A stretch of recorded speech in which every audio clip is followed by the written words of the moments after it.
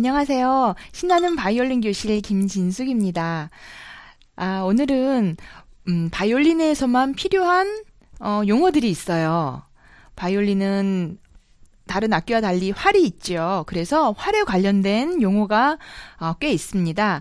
꽤는 아니고요. 적당히 아실 수 있을 만큼 있거든요. 활을 한번 볼게요. 보면 이렇게 네모나게 생겼어요.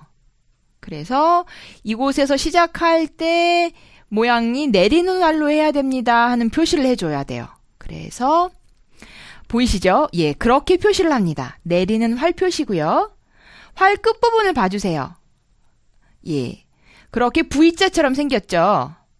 지금은 거꾸로 된 V자처럼 생겼지만 표시할 때는 V자처럼 생겼습니다. 활 끝부분을 가리키죠. 그래서 올리는 활, 그래서 올리는 활로 시작을 합니다. 그래서 활을 표시를 그렇게 하고요.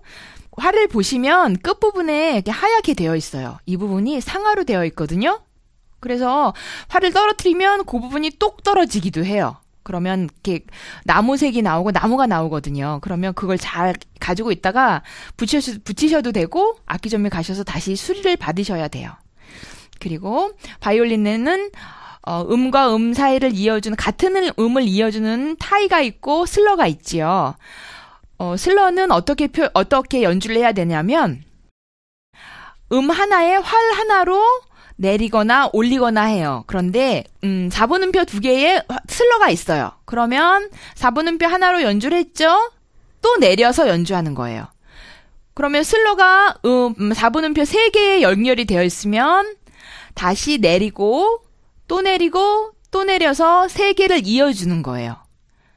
그러면 만약에 4분음표 4개에 올리는 활로 슬러가 있다. 그러면 4개를 이어서 하나, 둘, 셋, 넷, 4박자를 이어서 연주하는 거예요. 이렇게 사선으로 된 포물선처럼 된 이렇게 생긴 선을 슬러라고 얘기를 해요.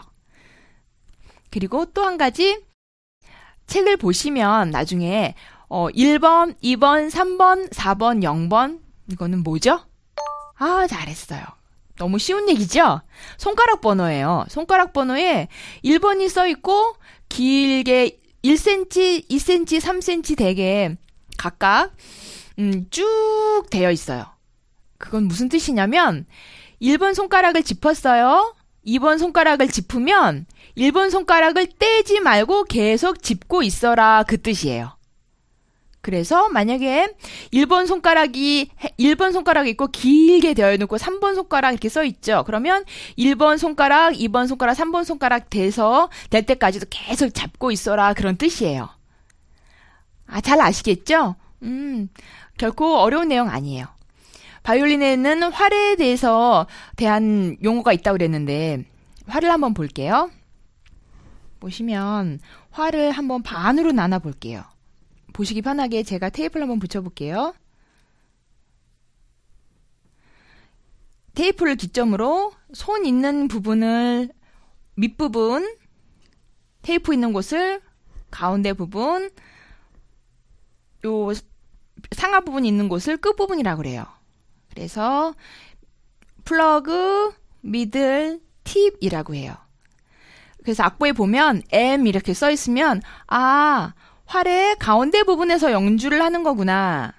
그다음에 팁 이렇게 써 있으면 활 끝부분에서 연주를 하라고 하는 거구나. 그다음에 F 플러그 써 있으면 활 밑부분에서 연주를 하라고 표시되어 있는구나. 이렇게 아시면 돼요. 근데 미들이라고 해서 3등분 지금 세 부분으로 나누어져 있죠? 가운데 놓고 이 정도, 한 뼘 정도 되는 곳에서 연주를 하시면 미들 부분이 됩니다. 그렇게 3등분으로 나누지 않고 활을 반으로 나누기도 해요. 반으로 나누면 위에 반할은 너무 똑똑해요. 윗반할 아주 잘하셨어요. 그리고 밑에 반할은 밑반할이 되겠죠? 그럼 전부 다 썼어요. 그렇죠. 온활이 되겠어요. 그래서 온활하고 반활은 다음에 연주할 때도 얘기하겠지만 중요해서 한번 얘기할게요.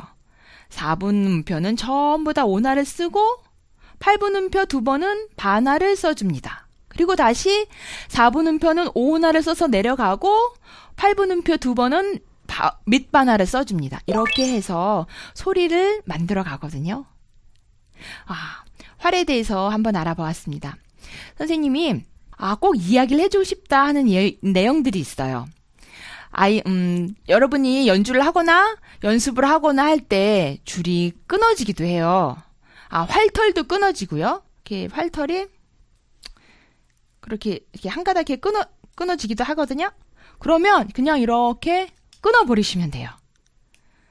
끊어버리시면 되고요. 그렇지 않고 바이올린의 줄이 끊어졌다. 바이올린의 줄이 끊어지면 그 끊어진 줄만 가시면 돼요. 근데 바이올린은 줄이 안에 심처럼 굵은 쇠가 있고요. 가는 선이 감겨져 있어요. 근데 그 쇠가 아니고 양털로 되어져 있고 얇은 철사로 감아져 있는 선을 가트라고 얘기해요. 그러면 그 중안에 있는 선이 끊어지기도 하고 옆에 감아놓은 선이 있거든요. 그 선이 얇게 끊어지면 티티득 이렇게 풀려서 완전히 끊어진 건 아닌데 못 쓰게 된 상태가 있어요. 그 상태로 계속 연습을 하면 손이 비거든요. 그러면 줄을 가셔야 돼요. 어느 한 선이 그렇게 될 정도면 다른 선들도 끊어지진 않았지만 많이 노후됐다 이렇게 생각을 하시면 되거든요. 그러면 줄 갈 때가 됐구나 생각을 하세요. 그러면 줄을 어떻게 갈아야 되냐면 4줄을 다 풀러서 줄감개를 풀려서 하시면 안 되고요. 한 줄씩 차례차례 어느 줄부터 하던 건 상관이 없고 차례차례 한 줄씩 가시면 됩니다. 선생님이 악기 보관 시에는 바닥에 놓지 말라고 말씀드렸죠. 또 한 가지 자동차에 보관하시면 안 돼요. 자동차 연주를 하고 연습을 갔다가 트렁크에다 놨어요. 잊어버리고 왔어요. 그러면 생각날 때 즉시 갖고 오셔야 돼요. 길게 놓으시면 안 되고요. 트렁크는 차라리 나요. 뒷자리에 햇빛이 비치는 직사광선이 있는 곳에 아주 오래 두게 되시면 악기가 뒤틀리고 깨지고 그렇게 될 위험이 있거든요. 꼭 자동차에다 운반하실 경우에는 즉시 내 몸과 함께 악기를 이동해 주시기 바랍니다. 그리고 악기를 연주를 다 했어요. 그러면 악기를 어떻게 해야 되죠? 정리를 해야 되죠. 근데 정리하기 전에 한 가지 해야 될 일이 있어요. 바이올린은 앞판에 울림을 통해서 소리가 납니다. 현미경으로 자세히 보면 앞판이 막 떨어요. 그래서 앞판에 있는 칠을 아주 견고하게 하고 앞판에 있는 나무를 좋은 나무로 쓴 악기가 좋은 악기거든요. 그런데 활에 송진을 묻혀서 연주를 하잖아요. 그러면 송진이 떨어져요. 그러면 송진도 다 떨어요. 그 많은 송진이 다 떤다고 생각을 해보세요. 그러면 송진이 하나도 없는 악기와 송진이 다 떠는 악기가 어떤 소리가 더 맑고 예쁜 소리가 날까요? 말 하나만 하죠. 그 지저분한 송진이 다 떤다고 생각하면 거칠고 정말 들어줄 수 없는 소리가 나거든요. 그러니까는 연습을 다 마치면 수건으로 악기를 깨끗이 닦아서 송진을 털어주세요. 그리고 또 송진이 오래 있으면 그것이 녹아서 악기에 완전히 밀착이 되어버리면 정말 지워지지도 않거든요. 그리고 악기뿐만이 아니라 활대도 손으로 짚기 때문에 손에 있는 땀이나 때가 묻을 수 있거든요. 항상 깨끗이 닦아서 보관을 하시고요. 여러분 바이올린을 연습할 때 선생님이 2달 동안 힘들다고 그랬죠. 역시 바이올린 좋아하는 친구들은 한 달이면 된다고요? 일주일 했는데 벌써 친해졌어요. 아주 좋아요. 그런데 그래도 그거 지나도 또 힘들고 연습해야 되거든요. 연습을 하지 않으면 늘지 않는다고 얘기했죠. 근데 그 연습을 할 수 있는 힘이 있어요. 음악회를 한번 다녀와 보세요. 음악회를 가시면 오케스트라가 많죠. 우리는 바이올린을 배우기 때문에 아마 눈이 바이올린 쪽에 고정이 될 거예요. 그러면 잘 보이는 저분이 참 연주를 잘하신다 싶은 분을 한번 딱 찍으세요. 그래서 활은 어떻게 할까? 손 모양은 어떻게 할까? 그리고 음악을 한번 느껴보세요.